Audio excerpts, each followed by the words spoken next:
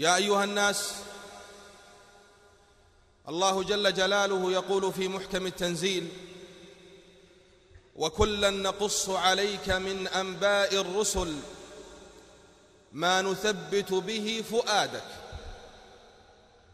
يحكي ربنا جل جلاله أن في سرد قصص النبوة والأنبياء والرسل لمحمد فيه تثبيت لفؤاده صلى الله عليه وسلم. وكلا نقص عليك من أنباء الرسل ما نثبت به فؤادك، وجاءك في هذه الحق وموعظة وذكرى للمؤمنين. نسأل الله أن يجعلنا جميعا من المؤمنين المتعظين بما ذكر ربنا تبارك وتعالى في كتابه العزيز. ومن أعظم الأنبياء والرسل موسى عليه الصلاة والسلام. موسى قال الله عنه: واصطنعتك لنفسي، واصطنعتك لنفسي. فالله جل جلاله اصطنع موسى له ولوحيه ولرسالته ولنبوته ولدعوته سبحانه وتعالى، اختيار واصطفاء خاص. لكن كيف وصل موسى إلى قوله جل جلاله: واصطنعتك لنفسي؟ هذه الآية 41 من سورة طه، واصطنعتك لنفسي. الآية 40 هي التي هيأت موسى أن يصل واصطنعتك لنفسي. تكريم، تشريف، تعظيم، إجلال لهذا العبد موسى عليه الصلاة والسلام. ولما دخل محمد صلى الله عليه وسلم المدينة في مثل يوم محرم، لما رأى اليهود يصومون يوم عاشوراء ويعظمونه، سألهم: ما الذي جعلهم يصنعون ذلك؟ قالوا: هذا يوم أنجى الله فيه موسى ومن معه وغرق فرعون وجنده. فقال النبي صلى الله عليه وسلم، لأنه استقر عنده الاقتداء بالأنبياء: أولئك الذين هدى الله. يا محمد، هؤلاء الأنبياء الذين سردت لك قصتهم في القرآن، أولئك الذين هدى الله فبهداهم اقتده. إذا أردت الاقتداء والتأسي فعليك بالأنبياء. فالنبي تلقائيا قال: نحن أحق بموسى منكم، لأنه فخر أن تنتسب لموسى عليه الصلاة والسلام، وأن تقتدي بموسى عليه الصلاة والسلام، لأنه موحد مسلم لله رب العالمين. فالنبي أعلنها: نحن أحق بموسى منكم. فصامه صلى الله عليه وسلم يوم عاشوراء وأمر الناس بصيامه. كيف وصل موسى إلى هذا الاقتداء؟ كيف وصل إلى هذه الصنيعة؟ كيف وصل إلى هذه الدرجة في السماء السادسة؟ في الآية 40 يقول الله تبارك وتعالى: فنجيناك من الغم وفتناك فتونا. يا الله، الذهب إذا أردت أن يكون اللمع براقا وأن يكون صافيا، عرضه للفتن، عرضه للنار، انفخ عليه من الكير. الابتلاء والاختبار والامتحان. ما وصل موسى إلى قوله جل جلاله: واصطنعتك لنفسي، إلا لما عرضه الله للفتن، فصار رجلا يقتدى به في الدنيا وفي مرتبة عالية في الآخرة، لأنه سيواجه قوما بلاء، سيواجه فرعون أعظم طاغية وجد على وجه الأرض، وسيواجه بني إسرائيل المتعنتين فكان الله يصنع موسى على عينه جل جلاله. وفتناك فتونا. فما المقصود بالفتون؟ وكيف فتن الله موسى عليه الصلاة والسلام؟ فتناك فتونا، امتحناك واختبرناك وابتليناك فخلصناك من المحن تخليصا. وقد ابتلي موسى وهو في بطن أمه في الرحم عليه الصلاة والسلام. وفتناك فتونا، منذ اللحظات الأولى في بطن أمه إلى أن غادر هذه الحياة وهو يبتلى ويمتحن، حتى تعلم يا مسكين أنه إذا أصابك شيء من بلاء الدنيا لا تتضجر ولا تكره ولا تتسخط ولا تشتكي لأحد، لأن الأنبياء أشرف الرسل ابتلاهم ربنا وامتحنهم وفتنهم ليظهر معدنهم الصافي. ذكر عبد الله بن عباس رضي الله عنه حبر الأمة في حديث الفتون، حديث الفتون وفتناك فتونا، كيف الله فتن موسى وامتحن موسى وابتلى موسى واختبر موسى. أولا يا كرام، أول فتنة ومحنة وابتلاء لموسى عندما تذاكر فرعون وجلساؤه ما كان الله وعد إبراهيم عليه السلام أن يجعل في ذريته الأنبياء والملوك. تداول جلسة فرعون هذا الأمر، فأتمروا وأجمعوا أمرهم أن يقتلوا من بني إسرائيل كل عام الذكور، يخافون أن يخرج هذا الرجل الذي سيسقط ملك فرعون من بني إسرائيل، وبنو إسرائيل من ذرية إبراهيم، إذن لا شك ولا ريب أنه خارج في بني إسرائيل. فأصدر الخبيث مرسوما فرعونيا، أتى بالشفار الذين يذبحون في كل سنة، يذبحون الذكور ما يبقى أحد، فكانوا يذبحون عاما ويتركون عاما لأنهم استعبدوهم، فإذا قتلوا جميع الرجال ما بقي أحد للخدمة. فلما كان العام الذي حملت فيه أم موسى بموسى كان العام عام الذبح، دخل الهم في قلبها حتى وصل إلى جنينها. ومعلوم أن الجنين يتأثر بمشاعر الفرح والحزن لوالدته، فمن شدة الهم الذي وقع على أم موسى وقع على جنينها موسى عليه الصلاة والسلام.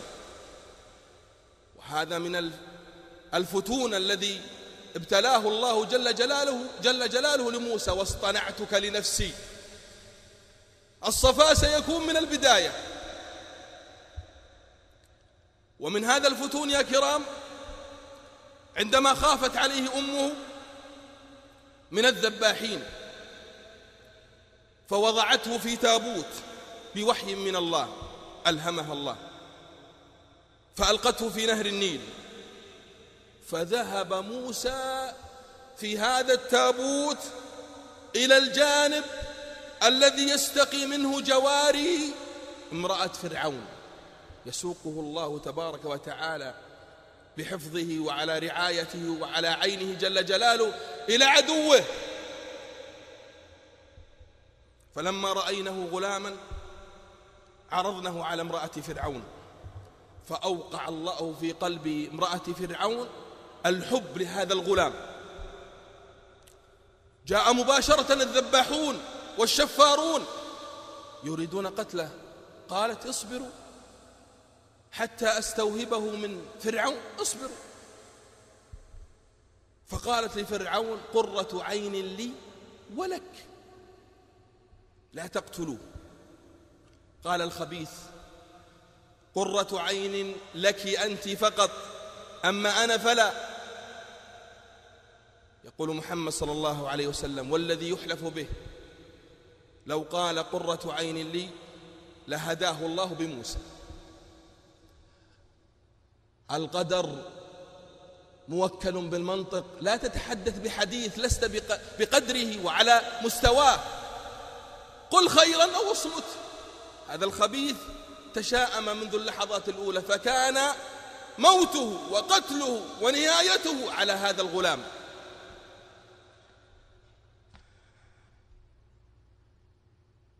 ومن هذا الفتون يا كرام عندما أبى موسى أن يرتضع من أحد من النسوة، كاد أن يموت، خافوا عليه، ذهلت أمه، نسيت أن الله قال له إن رادوه إليك وجاعلوه من المرسلين. فصارت موسى ما تفكر ولا تتحدث ولا يدور في خلدها إلا موسى موسى موسى موسى. والله قد قال لها لما أمرها أن ترميه في النيل إن رادوه إليك وجاعلوه من المرسلين، يقين بأمر الله ولو تأخر. فقالت لأخته قصيه ابحثي عنه، فبصرت به عن جنب، جاءت إليهم، هي تبحث في المدى البعيد وهو قريب عندها بين يديها، حتى قالت لهم بعد أن علمت أن هذا موسى هل أدلكم على أهل بيت يكفلونه لكم؟ فشكوا في ذلك، وما يدريك. وهذا من الفتنة والفتون الذي افتتن به موسى عليه الصلاة والسلام. قالت لا، إنما تطمع مرضعته في كرم فرعون، يعني المال، فسلمه الله ونجاه الله. ومن هذا الفتون عندما فطم موسى عليه الصلاة والسلام طلبت امرأة فرعون من أم موسى أن تبعث لها بموسى، وأمرت خزانها وخادماتها ومرضعاتها باستقباله استقبالا يليق بابنها، وقالت لا يبقين منكم أحد إلا استقبل ابن اليوم، تقصد موسى، هذه امرأة فرعون، بهدية وكرامة. فاستقبلوه وانهالت عليه الهدايا والنحل. ثم جاءت إلى فرعون تطمع بنحلة وهدية من فرعون، حاكم مصر، من فرعون حاكم مصر. فلما دخلت أخذه وجعله في حجره، ثم بدأ التحدي. أخذ موسى عليه الصلاة والسلام ولتوه قد فطم من الرضاع، أخذ لحية فرعون وجرها إلى الأسفل، فقال وزراؤه وجلساؤه يا فرعون إنه صاحبنا، هذا هو الذي سوف ينهي حياتك. فأمر الذباح والشفار أن يذبحوه. فتلطفت امرأة فرعون وقالت يا فرعون لا يعلم صغير، عرضه لجمرة وتمرة أو لجمرة ولؤلؤة، لا يميز، صغير. وهذا من الفتنة ومن الفتون الذي افتتن به موسى وهو صغير، حتى صرفه الله عن التمرة أو اللؤلؤة إلى الجمرة فأخذها عليه الصلاة والسلام، فأنجاه الله، أنقذه الله، سلمه الله، لأن له مهمة عظيمة ستكون بعد بعثته عليه الصلاة والسلام. ومن هذا الفتون يا كرام عندما سار موسى في شوارع المدينة فإذا بفرعوني وإسرائيلي يقتتلان، هذا من شيعته وهذا من عدوه، يتشاجران. فقتل موسى بعد أن وكزه، دفعه، لكن الله أعطاه قوة فدفعه فسقط فمات. الفرعوني مات وأنجى الله الإسرائيلي.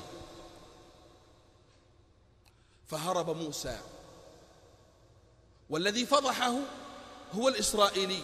هؤلاء بنو إسرائيل، هؤلاء الذين يسكنون في فلسطين لا يمتون إلى بني إسرائيل بأي صلة. هؤلاء مرتزقة ينتسبون للمذهب اليهودي وللدين اليهودي، لكن في التسلسل وفي النسب نادرا ما تجد أحدهم ينتسب إلى بني إسرائيل. لكن المقصود أن أخلاقهم واحدة. جاء من يوم الآخر فجاء موسى فإذا بالرجل الذي دافع عنه بالأمس يستصرخه يتقاتل، وإذا بالرجل يفضح موسى. أقبل موسى وكان مهابا عظيما قويا وقد رآه بالأمس يقتل الفرعوني. يا موسى أتريد أن تقتلني كما قتلت رجلا بالأمس؟ تكلم أمام الفرعوني مباشرة. ذهب الفرعوني إلى فرعون: يا فرعون، القاتل الذي تبحثون عنه إنه موسى. فأمر فرعون الجنود أن يقتلوا موسى. موسى ما يعلم ما الخبر، فجاءه رجل من أقصى المدينة: يا موسى إن الملأ يأتمرون بك فاخرج إني لك من الناصحين. هرب عليه الصلاة والسلام من مصر إلى مدين، لأن فرعون لا شك ولا ريب أنه سيقتله. وهذا من الفتون الذي ابتلاه الله لموسى حتى يصل إلى مستوى درجة ومرتبة واصطنعتك لنفسي. ومن الفتون يا كرام عندما بلغ موسى رسالة ربه ودعا فرعون إلى عبادة الله وأراه من الآيات والمعجزات ما يدل على صدق رسالته، اتهمه فرعون بالسحر وجمع له السحرة من المدائن كلها ليغلبوه. فلما ألقوا حبالهم وعصيهم ورأى موسى هول ما ألقوه أصابه الخوف والفزع. وهذا من الفتون، رأى أمرا مهولا، إلا أن الله جل جلاله قد أوحى إليه أن ألق عصاك، فإذا هي تلتهم جميع الحبال والعصي. حقيقة حبال وعصي، لكنها في نظر الناس ثعابين. فآمن السحرة بدعوة موسى عليه الصلاة والسلام. ومن الفتون الذي فتن الله به موسى عليه الصلاة والسلام لما أجمع فرعون على قتل موسى ومن معه، أمره الله بالخروج من مصر بقومه ليلا، فعلم فرعون فأرسل في المدائن حاشرين 600,000 جندي، 600,000 جندي يتابعون شرذمة قليلة، ليس معهم سلاح وليس معهم عتاد، لكن معهم رب الأرض والسماوات.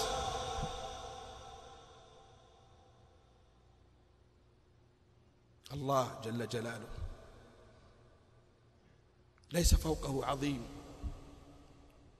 وليس فوقه جليل وليس فوقه كبير، يفعل ما يشاء ويحكم ما يريد.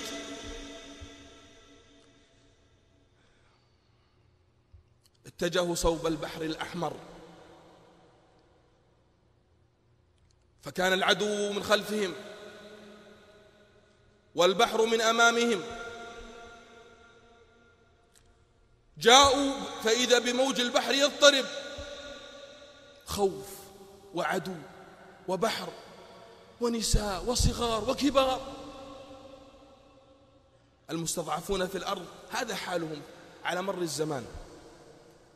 والقوة والعتاد والسلاح والراجمات والسفن والبواخر والأقمار الصناعية كلها معهم، كلها معهم. قال أصحاب موسى إنا لمدركون، قال كلا إن معي ربي سيهدين، إن معي ربي سيهدين. اليقين في الصدر وفي القلب، إن معي ربي سيهدين. فلما دنوا ضرب البحر فانفلق إلى 12 فرقة، فدخل موسى حتى وصل إلى اليابسة، ثم قال له قومه اضرب البحر ليرجع كما كان، لكن الله لم يأمره،